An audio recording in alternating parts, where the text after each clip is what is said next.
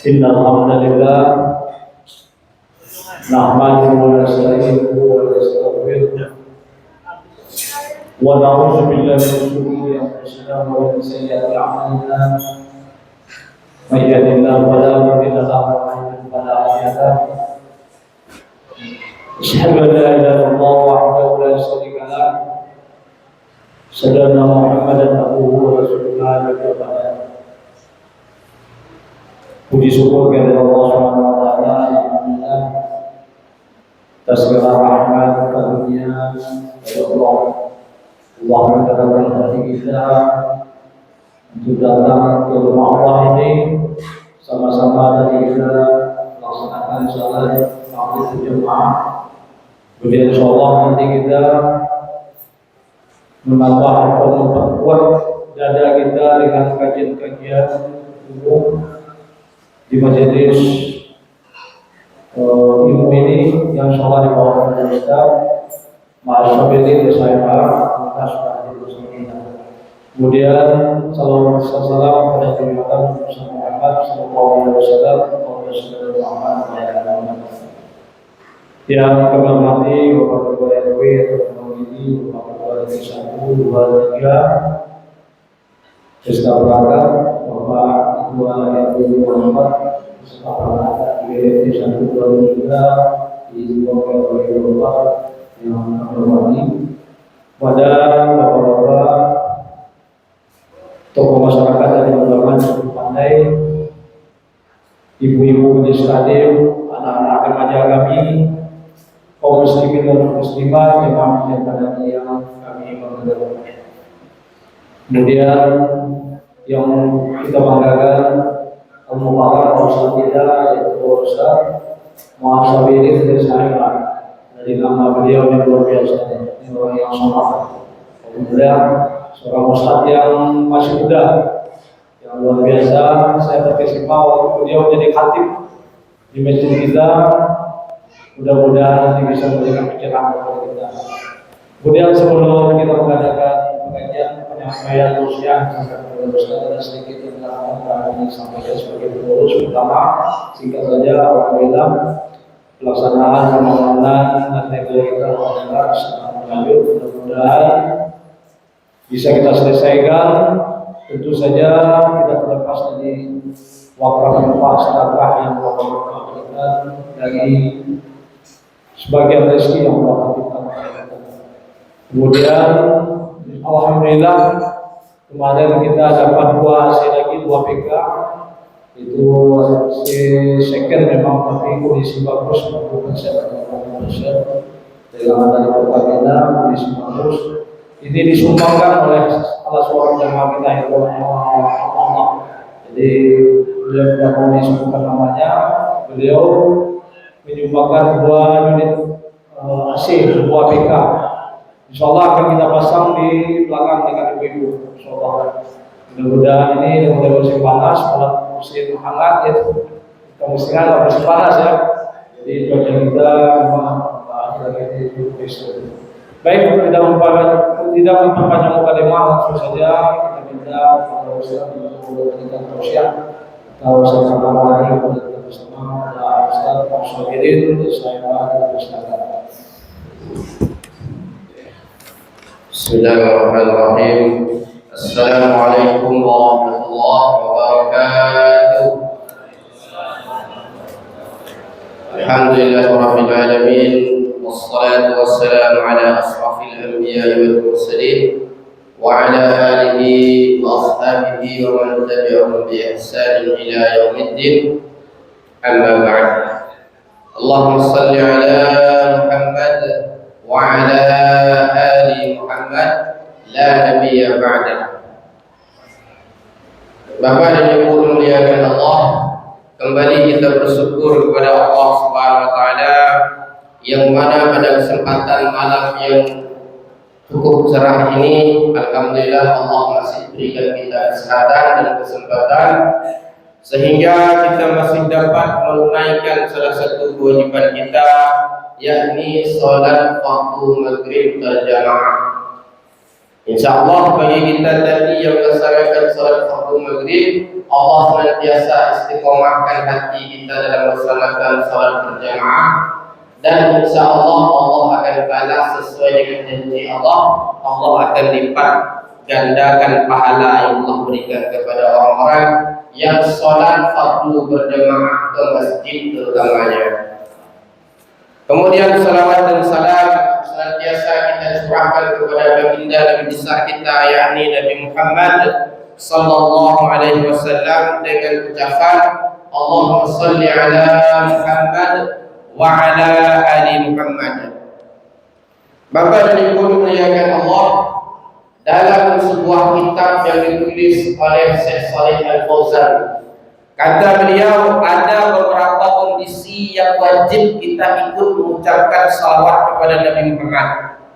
Yang pertama, kata Syekh Shalih Al-Fauzan, itu ketika mengucapkan salawat pada tasyahud akhir salat. Itu wajib kita ucapkan.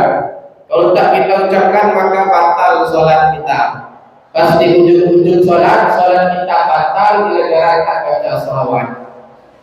Tapi karena kita telat ustaz, imamnya buru-buru, kita salat berjamaah, imam sudah salam, kita belum sampai ke salawat, itu bagaimana status ustaz? Apakah batal salat seperti itu?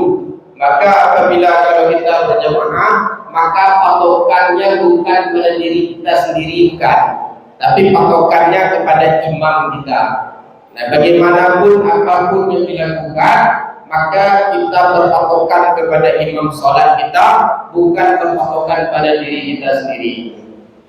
Bapak dan Ibu dimuliakan Allah, patut kita syukuri semuanya bahwa Allah masih melapangkan hati kita untuk datang menuju ke masjid untuk mendengarkan majelis ilmu.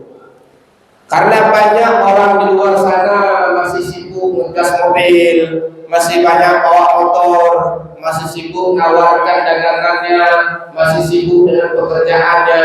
Bukan kita mengutuk, tidak. Sama-sama kita doakan saja semoga Allah melapangkan hati dan memudahkan hidup kita, serta mempermudahkan pula kita untuk beribadah kepada Allah SWT. Jangan pula kita mengutuk, Bapak Ibu. Ini orang ini percuma aja Islam, mereka happy aja Islam. Waktu sholat datang masih sibuk sana sini. Ya barangkali mereka masih sibuk ngejar waktu pulang ke rumah, tak sempat. Mungkin tadi ada baju kena najis, baju kena kotoran, sehingga sulit untuk melaksanakan sholat, sehingga mereka kejar sampai ke rumah. Maka daripada itu tak layak pula kita caci, tak layak pula kita kutuk mereka. Maka sama-sama kita doakan saja semoga Allah berikan kemudahan kepada kita dan kepada seluruh kaum muslimin dalam melaksanakan ibadah kepada Allah Ta'ala. Kaum muslimin dimuliakan Allah, hal yang kedua yang patut kita syukuri bahwasanya hati kita ini masih Allah lembutkan untuk mendengar majelis ilmu. Ada beberapa kondisi, ada orang yang sudah merasa hebat, lantas tak merasa perlu lagi. Kaji saya ni dah tamat, kaji saya ni tak perlu lagi diajar-ajarkan. Kaji saya ni dah tamat. Bapak Ibu dimuliakan Allah, sekelas para sahabat Nabi saja, mereka masih pergi duduk ke majelis sahabat yang lainnya untuk mendengarkan ilmu yang disampaikan oleh sahabat yang lain. Itu setelah sahabat Nabi. Kami jauh Ustaz dengan sahabat Nabi. Itu dengan imam mazhab saja. Imam Syafi'i, Imam Ahmad bin Hanbal, Imam Malik, Imam Abu Hanifah. Mereka itu saya pergi ke majelis-majelis yang lainnya untuk menambah ilmu mereka. Padahal kalau kita lihat mereka sudah khatam dengan ilmu pengetahuan agama ini. Kalaulah boleh dikata mereka itu sudah tamat ilmunya. Imam Syafi'i itu pergi beliau itu ke pedalaman suku-suku di Arab sana khusus untuk mendalami bahasa Arab. Maka betapa semangatnya, betapa seriusnya beliau dalam menuntut ilmu, maka sampai khatamlah beliau dalam mempelajari bahasa Arab. Akan tetapi beliau tak tinggi diri, tak keras hati itu. Apabila ada majelis ilmu, maka beliau duduk untuk mendengarkannya. Maka daripada itu kaum muslimin muliakan Allah, semoga kita salah satu yang termasuk oleh hadis Nabi SAW. sebagaimana kata Nabi dan diriwayatkan dalam sebuah hadisnya, man salaka tariqan yaltamisu fihi ilman sahalallahu tariqan ila jannah. Siapa yang meringankan langkahnya, meringankan hatinya untuk datang pergi menuju majelis ilmu ini, maka kata Nabi SAW, Allah akan mempermudah langkah dia menuju surga. Barangkali kita mau masuk surga lewat tiket sedekah, duit kita tidak cukup, mungkin Bapak Ibu mau masuk tiket surga melalui sholat, barangkali sholat kita beradul. Mau masuk surga lewat tiket apa lagi umpamanya, tiket bangun masjid, mungkin kita tak cukup uang kita. Kita mau masuk surga lewat tiket menjaga anak yatim, mungkin tak cukup uang kita. Tapi ini salah satu kata Nabi SAW, tiket kalian menuju ke surga, datang saja ke majelis ilmu, duduk dengarkan saja, maka Allah akan permudah kalian menuju surga. Ini salah satu tiket kita menuju surga nanti insyaallah. Kemudian dalam hadis lain kata Nabi SAW, man arada dunya fa'alaihi bi'ilmi, man arada al-akhirah fa'alaihi bi'ilmi, man aradahuma fa'alaihi bi'ilmi. Maka kata Nabi SAW, siapa yang menginginkan kemudahan dan kemuliaan hidup di dunia ini, maka dengan ilmu, kata Nabi. Kemudian siapa yang menginginkan akhirat, kata Nabi, maka dengan ilmu juga. Kemudian siapa yang menginginkan kedua-duanya, kata Nabi, maka dengan ilmu juga. Maka daripada itu kaum muslimin muliakan Allah, menuntut ilmu itu sebagaimana pepatah kita yang sering kita dengar, menuntut ilmu dari buaya hingga ke liang lahat. Jadi tiada batas umur dalam menuntut ilmu. Kami sudah tua Ustaz, mata ini tak nampak lagi untuk menuntut ilmu baca Quran. Cukup dengarkan saja Bapak Ibu. Ini mata sudah tak bisa lagi Ustaz, telinga sudah tak bisa lagi Ustaz. Kalau ada kita tahu info majelis ilmu, duduk saja. Walaupun pendengaran kita tak jelas, mata tak jelas, duduk saja. Di situ ada malaikat yang duduk mendoakan kita juga dalam menuntut ilmu. Nah, maka daripada itu kaum muslimin muliakan Allah, Allah sudah berikan jalan kepada kita, jalan menuju surga, maka manfaatkanlah dengan sebaik mungkin. Kaum muslimin muliakan Allah, ada sebuah hadis yang diriwayatkan oleh Amirul Mukminin Umar bin Khattab radhiyallahu anhu. Umar ini Bapak Ibu muliakan Allah, salah satu presiden di dalam Islam. Kalau dulu kita ni tak berpecah, tak ada dulu ini negara ini, negara ini, negara ini, tidak ada. Dulu kita ni satu negara, nama negara ini negara Islam. Siapa presiden kita yang kedua? Presiden pertama kita Abu Bakar As-Siddiq, dan yang kedua Umar bin Khattab radhiyallahu anhu, gelarnya Amirul Mukminin, pemimpin orang-orang beriman. Itulah namanya Umar bin Khattab. Kata Umar, kami sudah duduk bersama dengan Nabi di sebuah majelis. Kata Umar, tiba-tiba datang seseorang menggunakan baju berwarna putih, imamahnya bersih, kakinya bersih, tangannya bersih. Kata Umar, tiba-tiba nampak dari kejauhan seseorang tersebut mempercepat langkahnya menuju majelis kami. Sementara di sana itu ada Nabi SAW sedang duduk, saya sedang duduk, kata Umar, dan semua sahabat yang lain sedang duduk kumpul seperti ini. Kemudian datang seseorang tersebut, kata Umar, langsung datang menghampiri majelis kami, dan tiba-tiba langsung duduk dekat Nabi SAW. Kemudian kata Umar, kami bertanya di antara kami, adakah yang mengenal seseorang tersebut? Maka kata Umar bin Khattab, tiada satu pun di antara kami yang mengenali seseorang ini. Tiba-tiba datang seorang kerap duduk di dekat Nabi SAW sambil memegang paha beliau. Bapak Ibu muliakan Allah, ini kalau kita tarik dalam pengetahuan kita sehari-hari, ada orang alim datang tiba-tiba, kemudian duduk dekat kita dan semua orang hangat sambil pegang paha kita. Kira-kira itu orang yang sudah lama kita kenal atau orang yang belum kita kenal? Tentu orang yang berani seperti itu orang yang sudah lama kenal dengan kita. Tak mungkin ada orang asing datang tiba-tiba datang atau minta aduh kawan, mana kawan, tak mungkin ada orang baru dengar tiba-tiba berani seperti itu. Kata Umar, orang ini tiba-tiba duduk dekat Nabi, kemudian dia sambil pegang paha Nabi SAW duduk sambil Nabi. Kemudian tiba-tiba dia bertanya, "Ya Muhammad, akhbirni anil iman." Wahai Muhammad, kata Umar, orang tersebut bertanya kepada Nabi Muhammad, "Wahai Muhammad, akhbirni anil iman."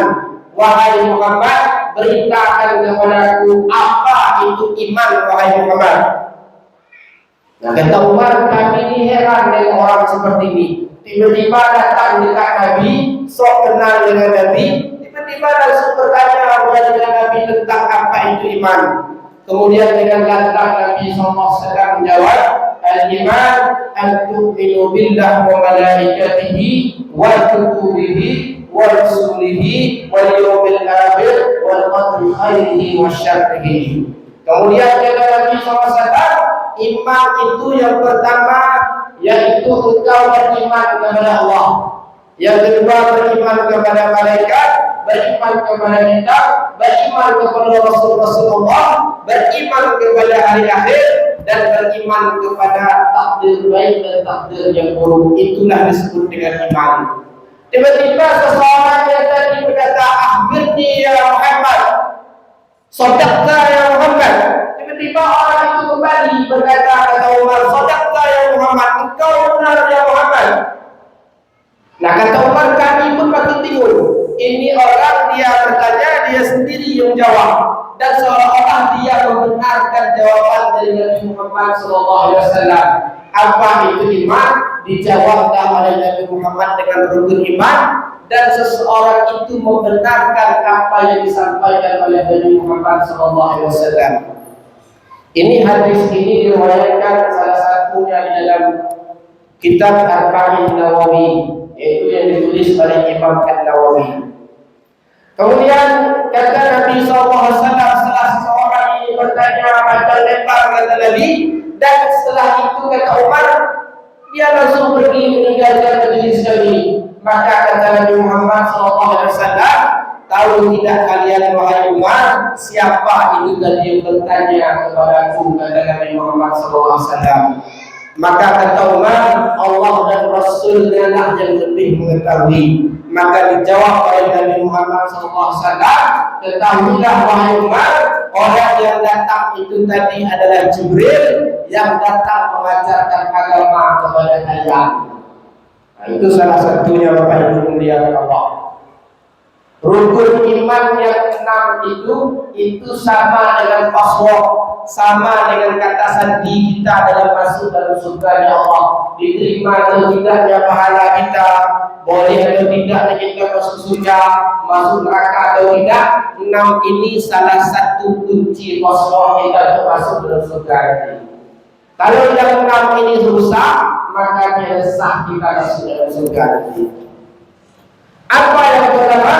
Yaitu kata Nabi SAW, engkau beribadah kepada Allah. Nah, selama ini kita tak tahu ni.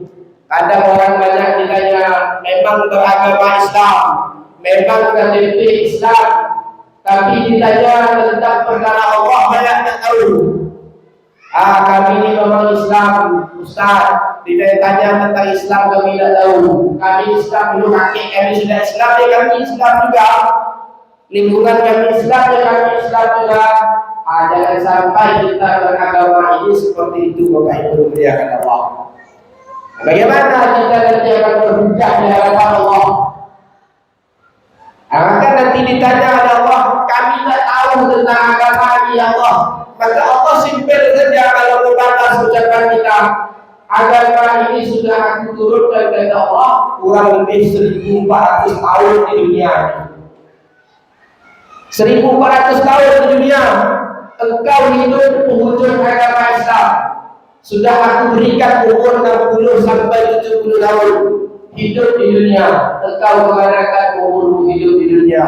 Masa satu perkara iman saja tak bisa kau belajar di dunia. Begitulah tanya kita nanti berhujjah di hadapan Allah Ta'ala. Allah akan tanya semua Bapak Ibu muliakan Allah. Tapi pada saat itu lidah tidak bisa untuk bohong kepada Allah. Semua tidak bisa. Kalau di dunia, kalau lidahnya bisa kita bohong. Hari ini begini.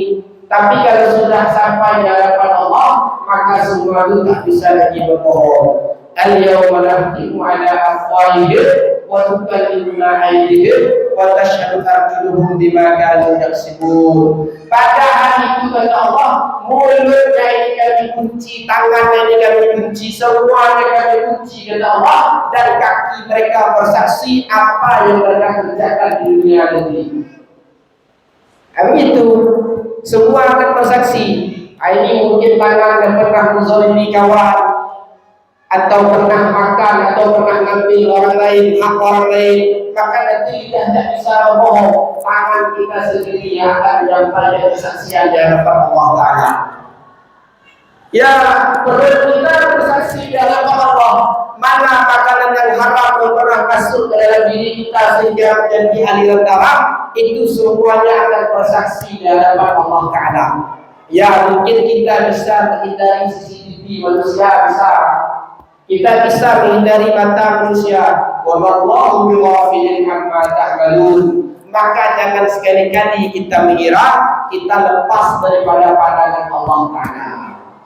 Bahkan semut dalam tanah pun Allah tahu apa yang dilakukan oleh semut yang ada jauh di dalam tanah. Apa lagi manusia yang kesehariannya disaksikan oleh Allah Ta'ala. Kalau ada orang bertanya apa itu Allah itu, siapa itu Allah?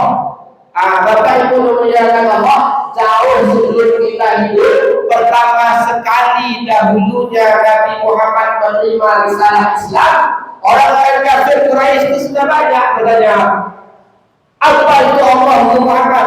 Siapa Tuhan itu Muhammad? Mana Tuhan itu Muhammad? Di mana tempat Tuhan itu Muhammad? Sudah ada di antara yang bertanya itu, yaitu Abu Jahal. Abu Jahal itu gelarnya Bapak Ibu muliakan Allah. Aku itu bapak, Jahal itu bodoh. Maka artinya Abu Jahal bapak kebodohan. Jahal itu gelar. Abu Lahab itu gelar bapak yang akan membawa api dari api neraka nanti. Itulah salah satunya Abu Lahab. Bahkan ada gelar Abu Lahab selain dari Abu Lahab sebelum dia turun dalam surah Al-Lahab. Gelarnya di kota Mekah itu Abu Jahil. Gelar Abu Lahab itu sebelum Abu Lahab, gelarnya Abu Jahil. Abu Lahab itu paman Nabi sendiri. Gelarnya Abu Jahil. Abu Jahil itu artinya bapak orang-orang yang paling ganteng di kota Mekah. Itu gelarnya Abu Jahil. Orang Arab itu tak sembarangan berikan gelar Bapak Ibu. Kalau Abu Jahal itu bodoh, memang dia kebodohannya di situ. Kalau sudah memberikan gelar, maka dia memang layak mendapatkan gelar tersebut. Salah satunya Abu Lahab dapat gelar Abu Jahil sebelum gelar Abu Lahab, artinya bapak orang-orang yang ganteng di kota Mekah. Ya memang Abu Jahil, Abu Lahab itu dalam riwayat dalam tarikh Islam, beliau itu memang ganteng. Sama dengan bapak Nabi Muhammad Abdullah, dan kegantengan itu juga turun kepada Nabi Muhammad SAW. Abu Jahil itu dalam Abu Lahab itu dalam sebuah riwayat dijelaskan bertubuh sedang. Ya kalau sedangnya orang Arab itu tingginya orang Arab taklah sampai sedang kita Bapak Ibu muliakan Allah. Sedang mereka itu 185 sudah sedang mungkin orang Arab. Kalau kita 185 itu sudah menjulang tinggi. Jadi kalau 185 mereka itu masih sedang. Karena dalam riwayat Umar bin Khattab itu kalau dia duduk di atas kuda, kakinya sampai di bawah, saking tingginya.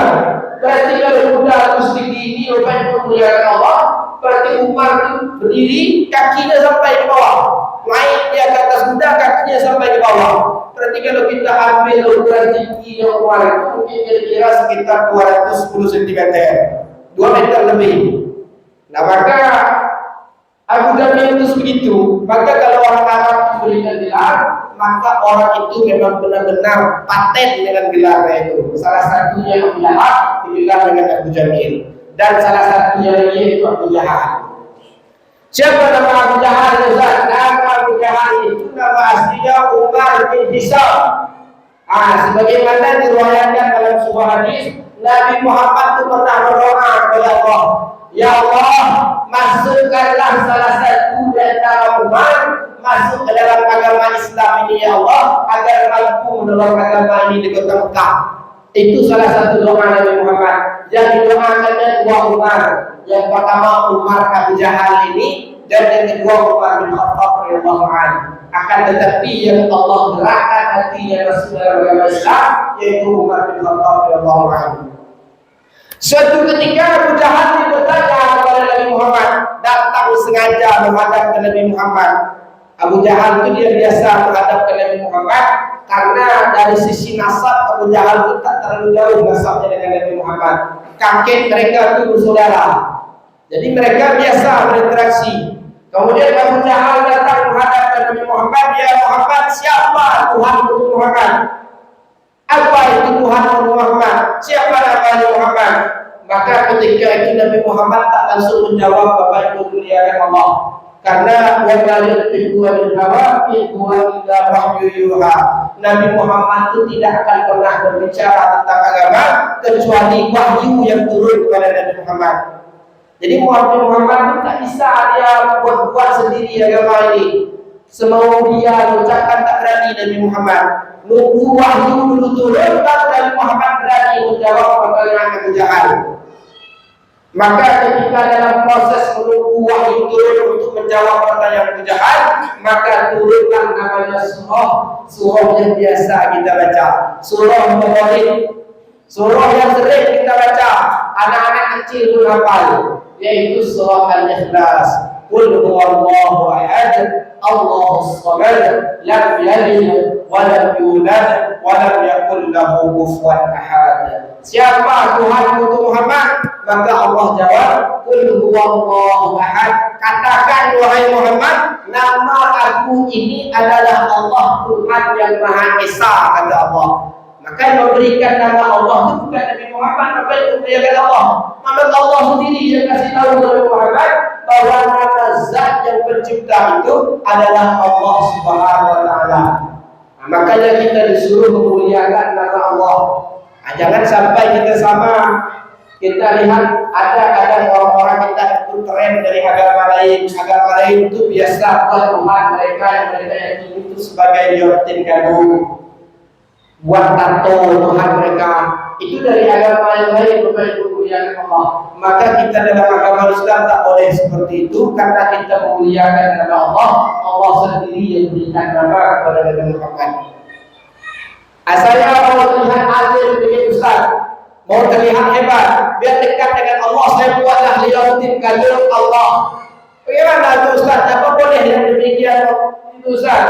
Nanti Bapak Ibu muliakan Allah, kita buka aurat, kalau kita liontinnya Allah. Kita minum mabuk-mabuk, liontinnya Allah. Kita nuri, liontinnya Allah. Pergi toilet, liontinnya Allah. Maka itu salah satu fatwa ulama kita, itu tidak dibenarkan untuk buat liontin Allah Subhanahu wa Ta'ala. Apa lagi buat tato? Ada kalau kita lihat itu orang-orang barat sana banyak buat tato Tuhan mereka. Kadang dibuatnya sebesar di dadanya, di punggungnya. Itu tak boleh kita lakukan. Menato diri saja tak boleh, apalagi buat tato lafaznya lafaz Allah, itu tidak dibenarkan. Maka Bapak Ibu muliakan Allah, kalau ada orang bertanya siapa Allah, maka kita jawab, Qul huwallahu ahad, Allahus samad, lam yalid wa lam yulad wa lam yakul lahu kufuwan ahad. Bapak Ibu muliakan Allah, apa beda Allah dengan kita ini Ustaz? Allah itu Bapak Ibu muliakan Allah, Allah itu adalah pencipta kita. Allah itu sang pencipta, kita ini makhluk. Ada beda antara pencipta dengan makhluk. Apa beda makhluk Ustaz? Makhluk itu butuh makan. Makhluk itu beranak dan mulai diberanakan. Makhluk itu ada lelahnya, ada capeknya, ada malasnya, ada batas akhirnya. Kalau Allah bagaimana Ustaz? Allah tidak mengenal yang namanya batasan-batasan makhluk. Allah lepas dari segala batasan makhluk. Allah berdiri sendiri yang tak bisa kita capai dengan akal pikiran kita. Bapak Ibu dimuliakan Allah. Jangan ada keraguan dalam hati. Timbul pertanyaan, bagaimana bentuk Allah itu ya? Di mana posisi Allah itu ya? Sehingga beranikan diri bertanya kepada ustaz atau kepada kiai, apa Allah Ustaz? Di mana Allah Ustaz? Bagaimana bentuk Allah Ustaz? Bapak Ibu dimuliakan Allah, perkara ini sudah pernah orang dahulu tanya jauh sebelum kita. Maka suatu ketika Nabi Musa selesai menyeberang Laut Merah dengan para Bani Israel ketika itu, setelah sampai di seberang sana diselamatkan oleh Allah Ta'ala, orang Israel ini menuntut pula lagi kepada Nabi Musa alaihissalam. Wahai Musa, kita ini sudah sampai seberang sini Musa. Mana Tuhan Musa? Tunjuk Tuhan Musa. Padahal sudah Allah selamatkan bangsa dari kejaran Firaun, sampai di seberang sana bertanya pula yang aneh-aneh. Mana Tuhan Musa?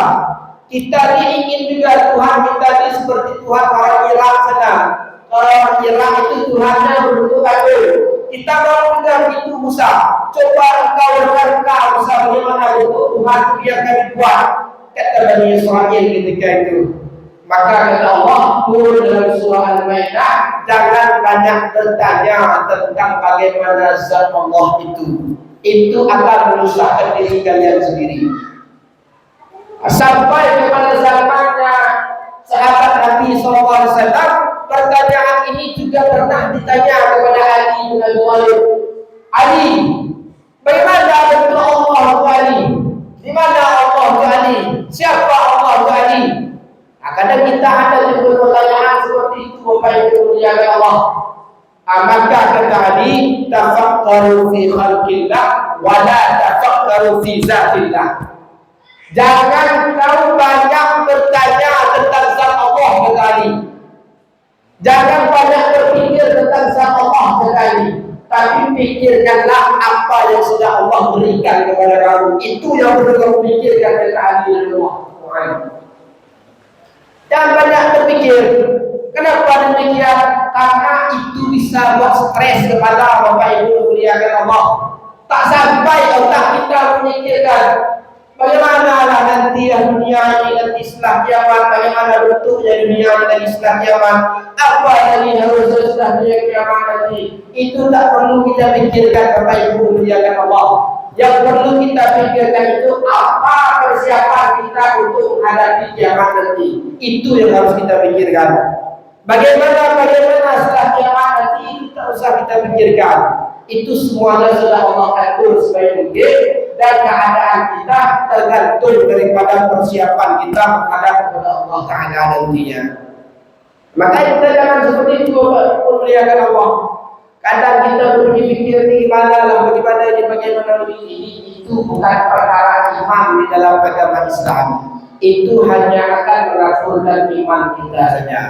Maka daripada itu kaum muslimin dimuliakan Allah, ada sekelompok orang yang membuat suatu majlis khusus untuk memikirkan masalah zat Allah. Ada orang zaman dahulu sudah ada.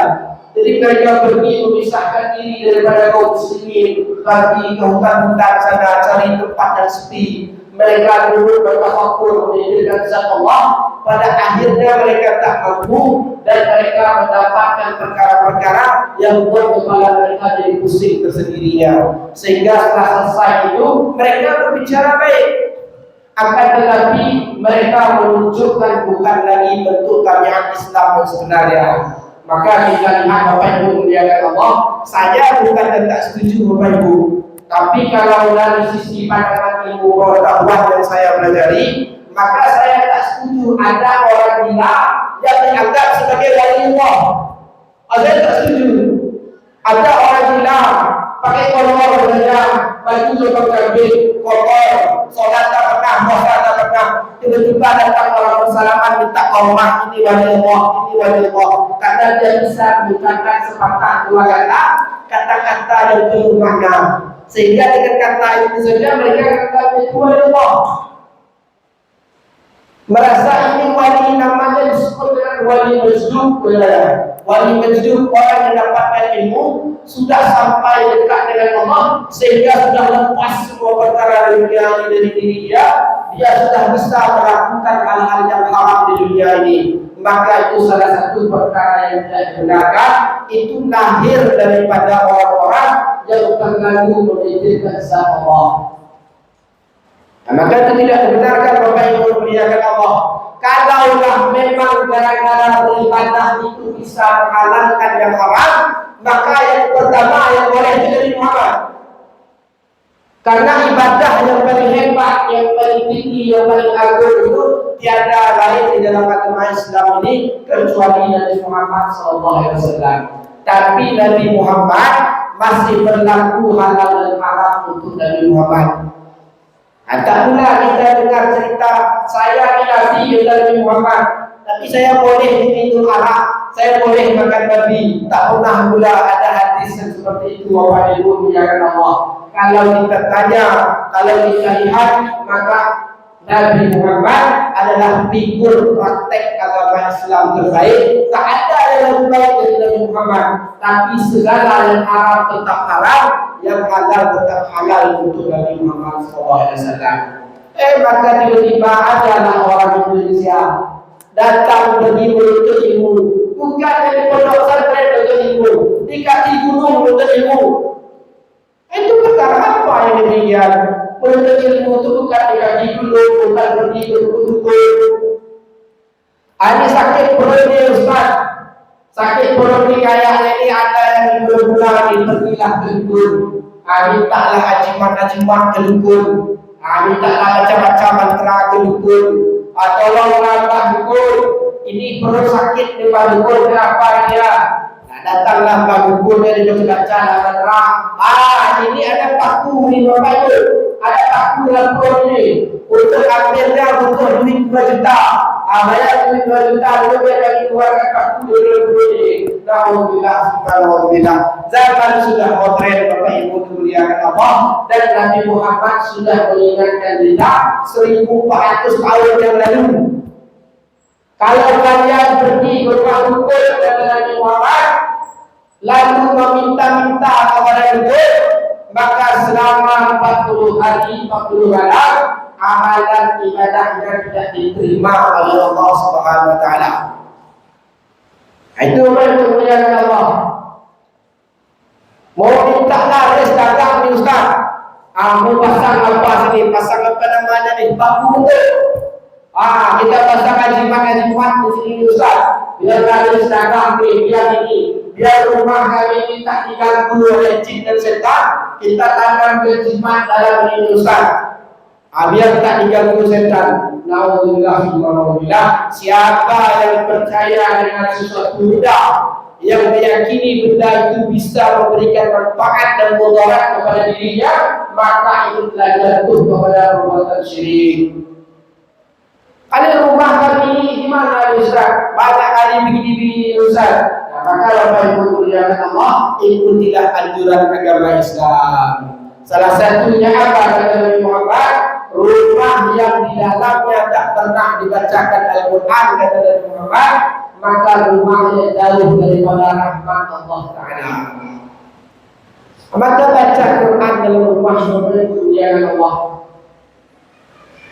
Ajak anak, ajak istri, ajak suami, ajak menantu, ajak semuanya duduk baca Quran sebentar. Biar rumah kita dinaungi oleh rahmat Allah Subhanahu wa taala. Jangan sampai rumah kita sibuk dengan suara-suara dangdutan terus Bapak Ibu muliakan Allah. Sore putar dangdut, malam putar dangdut, pagi putar dangdut lagi. Bagaimana rahmat Allah turun ke rumah kita? Makanya rumah kita antara suami dan istri saling bertengkar. Rezeki susah masuk dalam rumah kita. Allah persempit hidup kita. Allah buat pikiran kita kacau. Allah buat hati kita tidak tenang. Salah satunya rumah kita jauh daripada rahmat Allah Subhanahu wa taala. Maka perbanyaklah kebaikan di dalam rumah kita sendiri. Bapak dan Ibu dimuliakan Allah, salah satu perkara yang dapat menghancurkan iman kita kepada Allah yaitu adalah perbuatan syirik. Syirik itu artinya menyekutukan Allah, menduakan Allah. Kalau kita buat dalam kehidupan ini saja, kalau ada seseorang menduakan kita, itu hati kita sakit, tak terima kita Bapak Ibu dimuliakan Allah. Begitu juga Allah tak bisa kita doakan dalam beribadah. Kita berharap kepada seseorang, bukan berharap kepada Allah, itu sama dengan kita berharap kepada makhluk Allah, bukan berharap kepada Allah Subhanahu wa taala. Kita ingin minta karir kita sukses, tapi minta-mintanya kepada atasan kita. Bisa didapatkan Ustaz, bisa juga didapatkan, akan tetapi berkah Allah tak turun di sana. Bapak Ibu dimuliakan Allah. Maka kalau kita ingin hidup kita ini lancar, hidup kita ini tenang, aman di dunia, aman pula di akhirat nanti, maka mendekatkanlah diri kita kepada Allah. Masjid kita sudah bagus, sudah ada AC. Kalau berkurang sedikit ya tambah-tambah lah Bapak Ibu dimuliakan Allah. Kalau kita tunggu dana dari pemerintah, lama baru mau turun, jangan-jangan takkan pernah turun juga.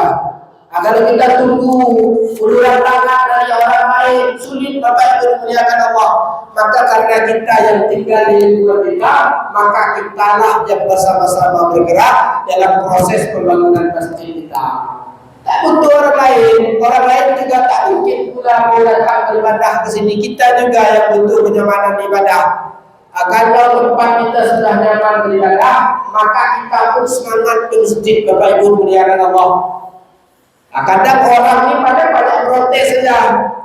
Apalah masjid ini, apalah ini belum ini Bapak Ibu dimuliakan Allah. Untuk buat masjid itu nyaman, kita butuh dana juga. Dana itu dari mana dapat Ustaznya? Dari kita bersama, dari sumbangan. Bagi yang ada dapat rezeki berlebih, maka silakan sisihkanlah uangnya untuk pembangunan masjid Allah. Insya Allah akan menjadi amal jariah bagi kita. Bisa kita buat Bapak Ibu dimuliakan Allah. Apalagi umpamanya ini salah satu perbuatan yang sangat baik, kegiatan sangat baik, mengadakan majelis-majelis ilmu. Silakan didatang, guru-guru kita sudah sangat banyak di Kota Pekanbaru. Silahkan tinggal kita pilih. Ada kajian akidah, ada kajian fikih umpamanya, ada kajian akhlak, ada kajian tentang praktik salat. Maka silahkan didatangkan semuanya Bapak Ibu dimuliakan Allah. Maka kita gunakan saja segala apa yang ada. Kita bawa anak kita, bawa semua anggota keluarga kita untuk mendengarkan majelis-majelis ilmu yang diadakan. Kami sudah tua Ustaz. Justru tua itu perlu kita belajar Bapak Ibu dimuliakan Allah. Kadang ada di masjid itu bapak-bapak saya dengar kadang baca Qurannya, naudzubillah. Ada juga yang baca Quran dari terjemahan. Lihat Latin, baca Quran dari Latin. Umur sudah tua. Apakah jangan sampai anak kita juga seperti itu, cucu kita juga seperti itu, jangan sampai Bapak Ibu dimuliakan Allah. Kalau kita perampok, bukan berarti anak kita menjadi perampok juga. Kalau kita mencuri, bukan berarti anak kita mencuri juga. Kalau kita tak bisa mengaji umpamanya, bukan berarti anak kita juga tak bisa mengaji. Maka datangkanlah hal-hal demikian Bapak Ibu dimuliakan Allah, supaya kita bisa mempelajari agama yang sebaik mungkin. Baiknya agama ini dan baik juga iman kita kepada Allah Ta'ala. Bagaimana sholat kita mau bisa diterima oleh Allah sementara wudhu kita salah, maaf mandi wajib kita salah. Jangan sepele Bapak Ibu dimuliakan Allah. Mandi wajib itu bukan sekedar kucurkan air ke kemana, tidak. Ada langkah-langkah yang harus kita lakukan agar sesuai dengan syariat Allah Subhanahu wa taala. Setelah wudhu benar, terbaca salat ada, terbaca salat yang benar, ada niat yang benar, ada gerakan yang benar agar salat kita diterima oleh Allah SWT. Jadi tak sembarangan mengatakan takbir, tak sembarangan Bapak Ibu muliakan Allah. Bukan tiba-tiba Allahu Akbar, Allahu Akbar, subhanallah. Tidak demikian Bapak Ibu muliakan Allah. Semuanya ada aturan dalam agama. Maka datangkanlah guru-guru kita untuk mempelajari agama ini dengan sebaik mungkin, agar mungkin zaman dahulu kita tak bagus dalam memulai kehidupan, tapi insya Allah kita bisa mengakhiri kehidupan ini dengan penuh kebaikan. Fattabi'u ya ulil absar la'allakum tuflihun. Ini yang dapat kami sampaikan. Kalau ada benarnya datang dari Allah, kalau ada salah itu datang dari diri pribadi. Kami mohon maaf yang sebesar-besarnya. Akhirul kalam, billahi taufiq wal hidayah. Assalamualaikum warahmatullahi wabarakatuh. Terima kasih kepada Ustaz yang telah menyampaikan tema kita nampaknya pada malam hari ini berkaitan dengan akidah, bagaimana kita mengisahkan Allah, dan akidah ini suatu hal yang penting, merupakan syarat bagi kita untuk melakukan amal-amalan yang lain. Demikian, karena waktu sholat isya sudah masuk, mudah-mudahan amal kita, mari sama-sama kita renungkan, mudah-mudahan bisa mencas atau isi dada kita masing-masing.